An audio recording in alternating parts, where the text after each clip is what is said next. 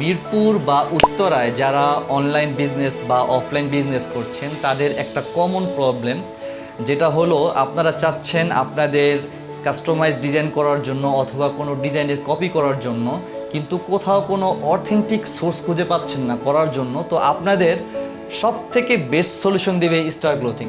আসসালামু আলাইকুম, আমি Sabir Hossain Rifat, founder of star clothing. আমি দীর্ঘ 10 বছর যাবৎ ক্লোথিং বিজনেসের সাথে জড়িত আছি।